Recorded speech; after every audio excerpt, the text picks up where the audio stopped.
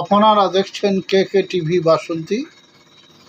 আজকের আলোচনায় আমি আব্দুল মোমিন লস্কর। আলোচ্য বিষয় স্টোমাক আলসার রোগে ক্রমিক অ্যাসিডের ব্যবহার। তার আগে আলসার সম্পর্কে দুটি কথা বলে নিই। আলসার, স্টোমাক আলসারকে গ্যাস্ট্রিক আলসার বলে। ইউ আকৃতির নাড়িতে ক্ষতকে ডিওডিনাল আলসার বলে। বারিয়াম মিল খাইয়ে এক্স-রে করলে কোথায় ক্ষত তা ধরা পড়ে।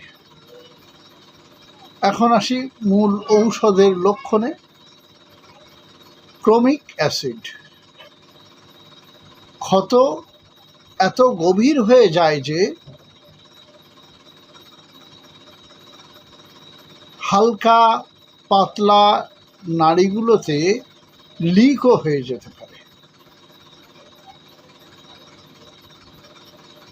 প্রত্যেক অ্যাসিডের কম বেশি কিছু না কিছু রক্তপাত হতে পারে, হওয়ার লক্ষণ আছে। তাই ক্রমিক অ্যাসিডেও আছে। পারদ বা সিফিলিসিস ফান্ডামেন্টাল কজ শরীরে বিদ্যমান থাকে বলে এই ধরনের আলসার হয়ে থাকে।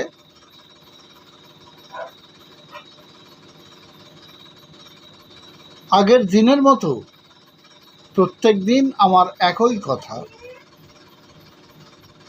যে যারা দেখছেন তারা মনোযোগ সহকারে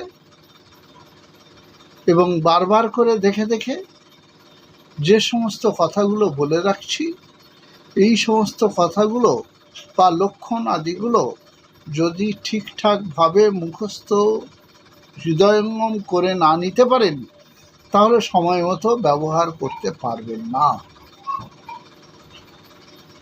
তাই বারবার করে দেখতে হবে, বারবার দেখতে হবে, বারবার দেখে দেখে দেখে দেখে স্পটে এমনভাবে নিতে হবে একটা চিত্র।